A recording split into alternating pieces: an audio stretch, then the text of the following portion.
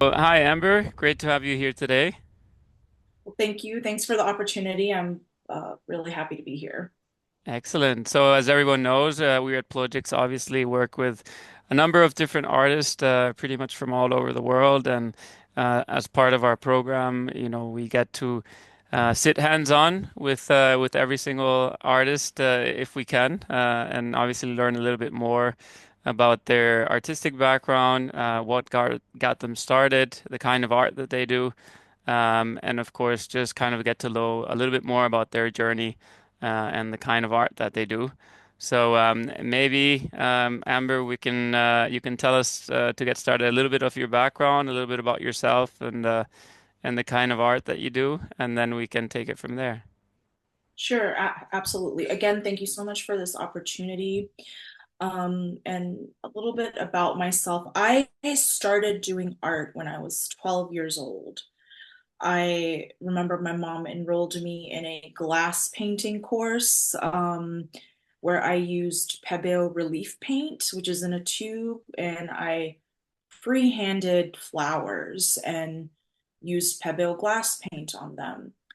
And then I went to college. I majored in biology, but my minor was fine art. And my first exhibition was actually in college. I was into watercolors back then, and I did a watercolor floral exhibition. I'm very fascinated by flowers and the colors that they produce in nature and so forth.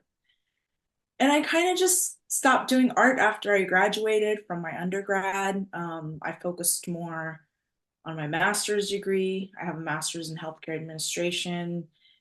And I kind of just didn't do art. I had a long hiatus, a long break, and then the infamous COVID hit. And I was pregnant with my daughter at that time.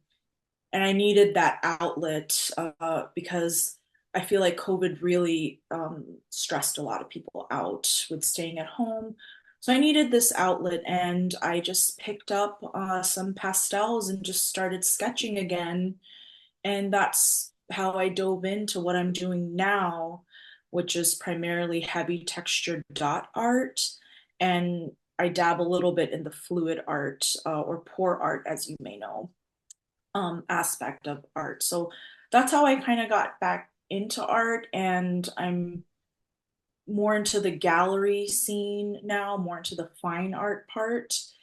So that's been my journey so far. And I also love to teach. I'm also an art instructor. So I do teach the techniques that I have learned. And yeah, that's how I started my journey. And I don't think I'm going to stop uh, creating or take a break like I did previously. So yeah. Excellent. It's funny how the whole COVID scene really changed so many people in so many different ways, right? It's good ways and bad ways. But I've heard so many different artists that, they either started during COVID or they were very into art, previously for a long time, and then they stopped for many years, and then after COVID, they just kind of reignited. So it's quite interesting to see how there was such a big shift in everyone because, of course, the whole world changed, all of a sudden.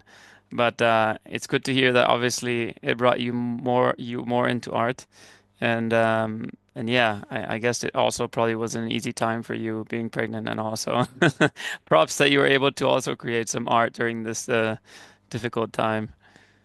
Yes, yes. I think it gave artists and people in general time to kind of look at themselves and look, inside what they want. And it forced us to kind of, because, in the United States, everything is busy. It's like work, work, work. You wake up, drop your kids off to school if you have kids, and then, you work 9 to 5, you come back home. So it did give some time to reflect on yourself. So I even though it was a bad time, but I feel like I'm thankful for that time Yeah. because I, really got to explore, what I like to do, like myself. So yeah. Yeah, I've heard a lot of things like people becoming even more creative and, and all these different, really exponential things that are just over the top but also interesting at the same time. So, Yeah, great to see that you have such a kind of wide variety of things that you do, obviously with your teaching and all. What do you enjoy most about, making art in general? And what's more, you mentioned obviously you do pouring as well. You do watercolor. I can see in the background that obviously you have all sorts of different inks and bases. I think if I look at the brands correctly, maybe I think I see some liquid text and golden down Yeah, there. Yeah. So like I said before. yeah. Um, so as I mentioned earlier, I started art with out with pouring art or fluid art, and I don't know if you've heard of Rinska Downa. She does, the hair dryer stuff with the blow dryer, and she Yes, calls it. I have. I have definitely. I've seen her Um, work and yeah, with how it yeah, spurs with the air. Yeah. mhm. And so I was fascinated by that. But I always felt like with fluid art, uh, it's kind of a trend to me, and it looks great, but I wanted to do something more that had more meaning and also something that where I could incorporate my culture. So my family is from Pakistan, and my husband is an eighth generation Texan. So I wanted to create art where I could blend the cultures with with colors and stuff. And um, I started to explore more with texture. So a lot of my art is inspired by Yayoi Kusama, who does the dots. And I was just fascinated by the shape of a circle. And so my main focus now are the heavy texture dots. Even though I started out with the fluid art, it gave me a good stepping stone to kind of understand color theory, to understand uh, what colors go together, how to mix my paint, how to make different colors and hues and tints.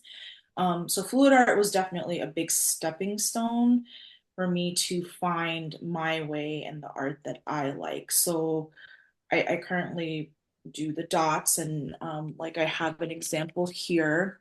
Is So that here's a one amber? The one, oh, I see that way. Well, I think you might have one in the back as well, right? yes. So the Yeah. one in the back, that's actually something that I Yeah. was trying to find my my style in art, because with fluid art, everybody's kind of doing the same thing.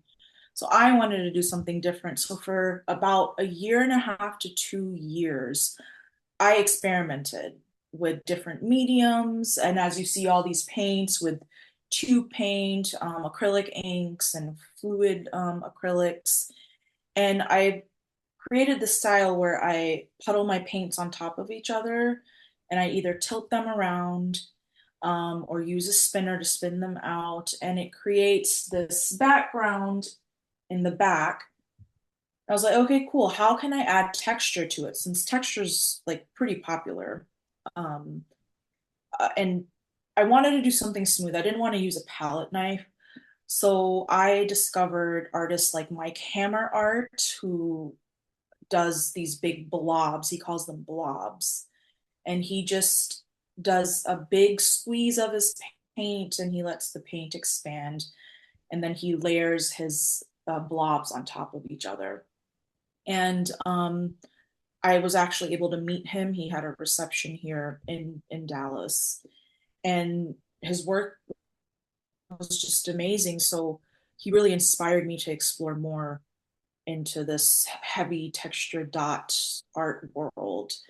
And it's not just putting a dot on a canvas. It takes a lot of planning, a lot of prep. So that's what I decided to do with this painting in the back is, oh, let me just try and do some dots. And it totally changed the outlook and the composition of the painting. And I was like, hey, this is my jam. This is my style. And I just kept on practicing and kept on perfecting it to where I have a recipe and the mediums that I use that work for me. And yeah, and that's where it came about. It's just me experimenting And I feel like as an artist, you should always keep on experimenting with different products and different mediums, in my opinion. And then you just, take it from there. You take your art to the next level Do you from enjoy that. more the fluid part, or do you enjoy actually working with the dots and, creating all these different types of structures? I actually, that's a tough one because I actually enjoy both, but recently I'm really enjoying just working with the dots, with the negative space, and kind of incorporating light frequency ratios in my art. And there are, like, I don't know, in space you may see some orbs and stuff, kind of taking inspiration from the light from, from space and stars, and kind of placing those dots in strategic areas on the canvas. And so that has really fascinated me. So I'm kind of slowly not doing the pouring and just focusing on the dots to create a pattern, and kind of also, like, I want people to feel nostalgic when they see the dots, like, oh yeah, this reminded me of my polka dot dress when I was younger, or um yeah, this reminded me of the lollipops I used to eat at the carnival. I'm just thinking of random examples here. Um, but yeah, I just want people to have this feeling where they can connect back to whatever, things they went through in their life with the dots, because there's just something so simple about a dot, Yeah, you that was know. kind of my next question, actually. If you had, any sort of meaning or kind of symbolism that you're trying to convey, either with the dots or in general, or any sort of meaning that you would like the viewers to take away from your paintings. So Aside for from nostalgia and, yeah. and what you've told me a little bit about, but is there any sort of kind of uniformity amongst the paintings that you would like the viewers to maybe extract when they, or any sort of pattern that you also see maybe already from the viewers that, the common viewers that see your paintings, or maybe family and friends that say, man, this really reminds me of this, or this looks like this, and something you get frequently as well. Sure, absolutely. So I'm very much inspired in our culture, which is known as the evil eye, which is very common in, like, Southeast Asian countries, and in Europe as well, like Turkey and Greece and stuff. And this painting that I showed you is Yeah, the one in the back you have there as well. When I set the dots, it's the one on the other side that you have there. I think you oh have, yeah. yeah, that's the one I meant earlier, which is also kind of a bit of the same colors as the evil eye as well. Yes. So So yeah, I'm really heavily influenced by that, because I feel like if you, as a person, have good karma and are good to others, it will come back to you. And the evil eye kind of wards off, or protects you from the bad karma. yeah. And growing up, I wasn't very, what's the word? I would say I was embarrassed by my culture, not in a bad way, but like when you're in a different country, and you're not able to, like, speak your language, when you're in school, or, wear your clothes, which you can here, but when I would do that, I would get made fun of at school, if I wore, like, my Pakistani dress or something, or if I, was speaking my language. So I was kind of embarrassed by my culture. And as I grew older, I have embraced it. And it really shows in my art, and with the dots, I'm able to express myself in how I feel, and show the world that, yeah, this is part of me, this is who I am. Um, so yeah, my culture plays a really big role with the dots, from the colors that I choose to the theme that I have. And here's another piece that I did, which is also incorporates Evil Eye over Oh, that's here. really cool. But then you also have different colors, which is great, and Yes, that's really yes. nice. Yeah, and as I did more research, I had no idea that the different colors like yellow and orange, they represent, a different meaning. Like I think yellow is for like protection of your health or Yeah. something. Um, so uh, I've, come to be really close, and this is a comfort for me. This is a comfort. Like Yeah. every dot that I apply to a surface, it relaxes me, it empowers me, and it just makes me closer to my work, and I kind of de-stress. That this is my way of de-stressing. Yeah, that was actually one of my other questions, kind of what that makes you feel, and particularly the dots. I can imagine it also takes a lot of patience, right? So, you have to have some sort of, feeling attached to doing that because I can just imagine just, dot by dot. And of course, the smaller the dots, the longer, the kind of patience you need. But like you said, if it's, if you're feeling quite good about it, relaxes you, it inspires you, then you can go a long way, putting all these dots together. But it's really eye-catching, and it's quite interesting that you're doing the evil eye, but at the same time you have all these different colors involved in it as well. So that's really nice. Um, I'm gonna ask you, Amber, if there's any kind of artist that inspired you, either living or dead, or even a close family member that's also an artist or was an artist. Is there anyone in particular that comes to mind, or any or several artists that come to mind? I do have a couple that come to mind, especially for the dots that are inspiring. And the first one is Kusama. She has been doing, she calls them infinity dots, and she paints hers like with a brush. And she's just super inspiring. She does sculptures with them. She actually has her work displayed at the headquarters at Louis Vuitton. So she has a sculptural park there where she has dots. So she's actually a really, really big influence because she just takes a simple, solid background and just will apply a single colored dot on the background. And and then she plays a lot with the sizes of the dots. She'll do like a large dot, then she'll do small, and it just creates this pattern. And that's where my influence comes, with just placing them in different areas. And then it just creates a pattern. You don't have a plan in mind, but you kind of do have a plan in mind, if I'm making sense here.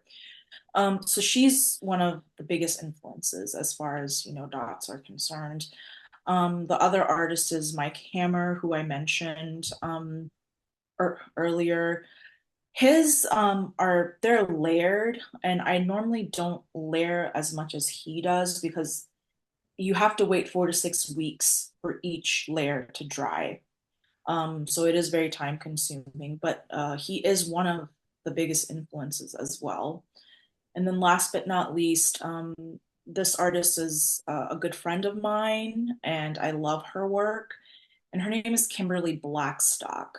She's Canadian, and she does landscapes with dots, which is super fascinating. It's Is your like, is your Instagram Blackstock Paint maybe or yes, something? Yeah, yes, I think I yes, know which. I think I've seen her before. But she also does dots, or is it yes. just me crazy? Yeah.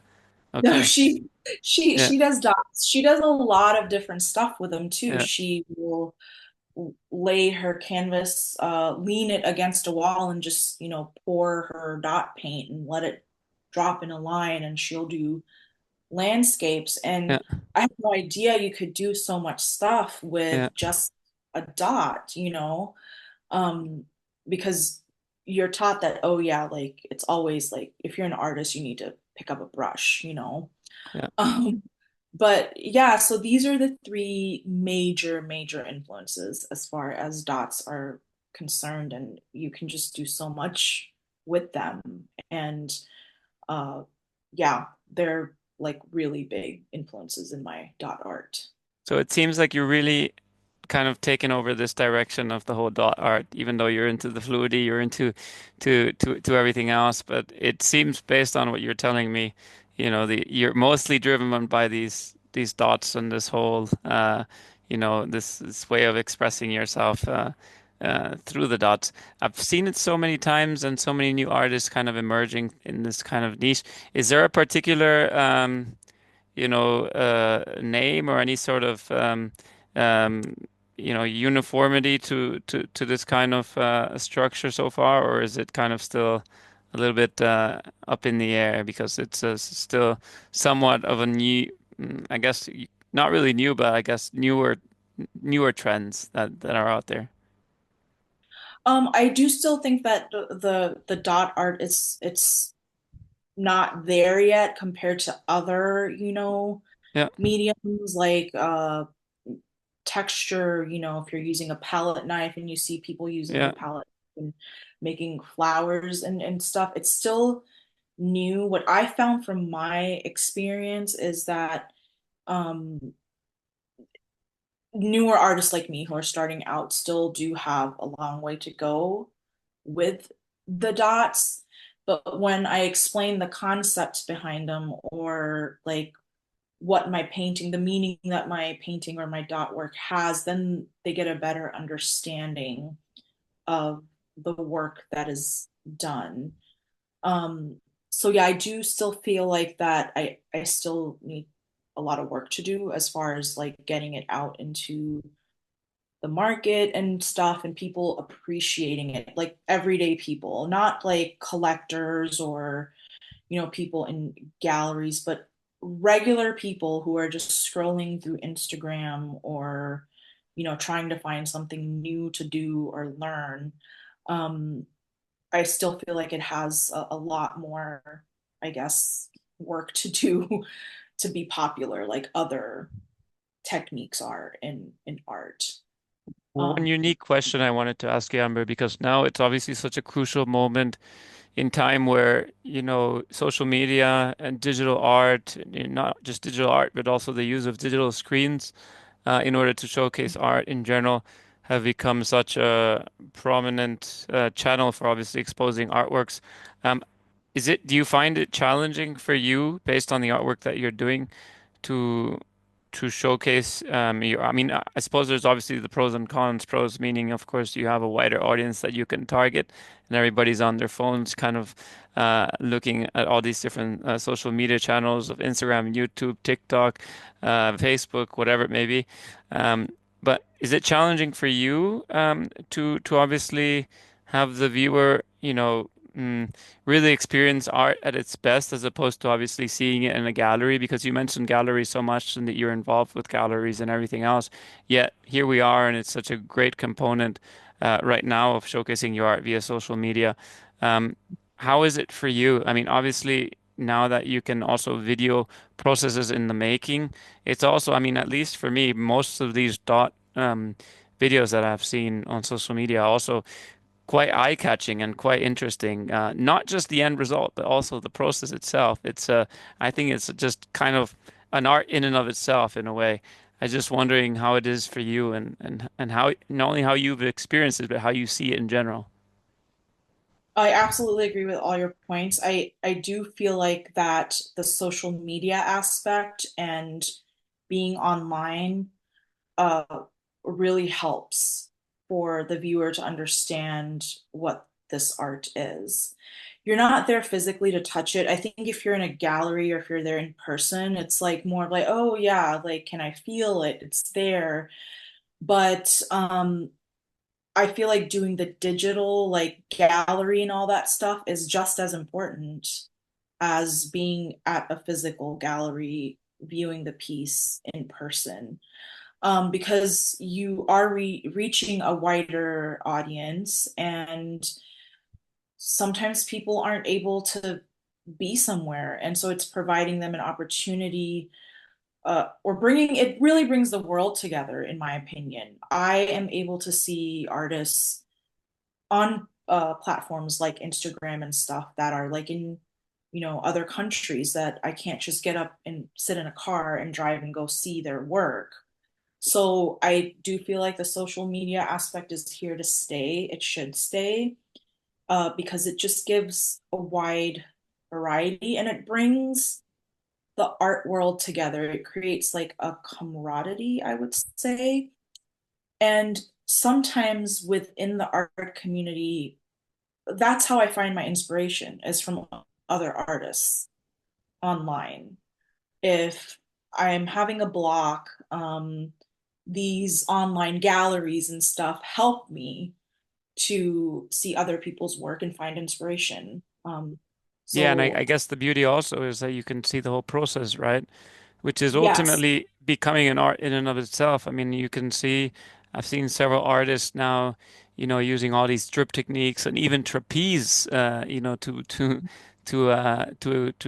artwork, which becomes even, the biggest component of the artwork, not just the art itself, but the art in the making, where you can tell the story, this art was made by this person and he did it this way, et cetera, et cetera.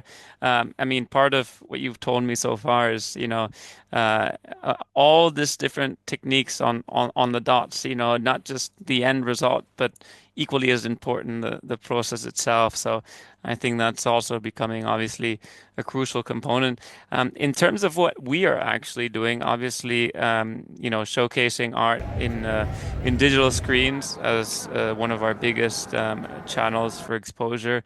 How do you see the role of art such as yours, for example, in public spaces, and of course, iconic landmarks like the types of places that we're obviously showcasing?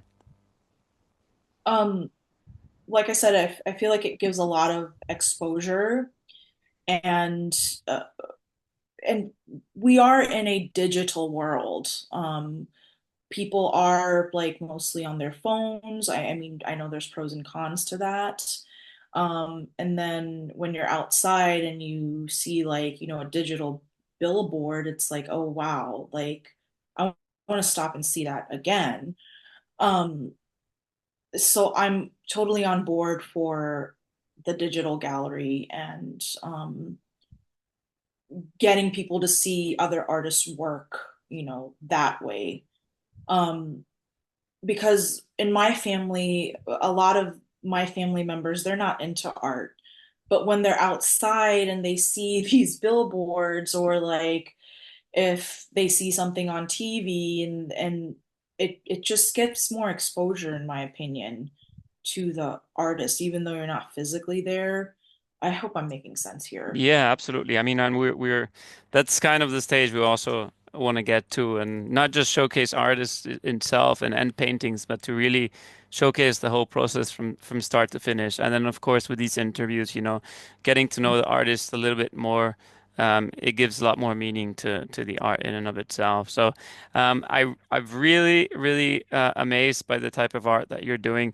Just so everybody that's viewing knows, if they'd wanted to get a sort of a commission-based or customized piece, is that also something that you do, or is it more kind of mostly ad hoc works and if so, what would be the best way for them to proceed in doing so?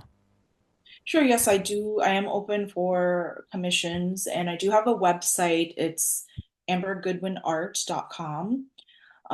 You can fill out the contact form at the bottom of the page. And it also has my email if you prefer emailing me. And yeah, so I'm totally open to that. And currently I'm working on like these series that I've shared with you, the Evil Eye stuff. So I am creating a body of work, and we'll revamp my website as well. But yeah, that's how you can reach me. And yeah, I would love to, create a custom piece for anyone. And do you have, Amber, any sort of showcases or shows or exhibitions that you have planned either in the near future or for the rest of the year? Just so everyone knows, if not, or any private ones as well. That would be great. Yes, so I just had an opening of a group exhibition at a gallery. It's called Blue Dragon Fine Art here in Hmm. Dallas. And I did a dot piece like the one you see back there in like mountain terrain. I was inspired by like mountain topography for that piece. So you can check it out on their website as well, Blue Dragon Fine Art. And I currently have another group exhibition going on at a gallery in downtown Dallas. It's called LBT Collective, and all of my dot pieces are there as well. And the interesting thing about that show that I'm doing is that I incorporated crushed glass into the dot work. So you can it's called diamond dust, but you can get it off of Amazon. And I just thought, hey, what if I'd put crushed glass instead of dots on some of the lines, and it was kind of cool, and it creates like a cool shimmery effect, and it looks quite cool. So yeah, so these are the two group exhibitions I have going on right now. And we'll see. There'll probably be more in the future, and I will keep on adding those to my website. So any updates will be on my website. That sounds really cool. Crushed glass, huh? I think that you wish you would have said that earlier because I think we can go a whole other half an hour just on crushed glass, Yeah, it's because amazing. that's It's really really cool. really cool. Yeah. Absolutely. Well, it's been really, really great learning more about your art, Amber, and obviously getting to know you, getting to know the type of art that you do. It's really, really interesting what you're doing with the dot art as well, particularly the evil eye. So for anybody that, wants a custom piece, you have her details. They will also be, of course, on the bio as well. As everyone knows, Plogix, we're agnostic, so we work with all sorts of artists, regardless of whether they're based home galleries, international galleries, you name it. So that's one of the plus and the versatility that we have as Plogix as well. So really, really great. And again, anything that you need, you know where to reach Amber. And looking forward to seeing a lot of your works now and in the future again, and hopefully in galleries all over. So. Thank you, Gino. Thank you so much for the opportunity again. I really appreciate it. And you all Absolutely. do great work, by the way. Thank you very much. We really appreciate that. Thank you. Subscribe to our YouTube channel and follow us on Instagram to support our artists.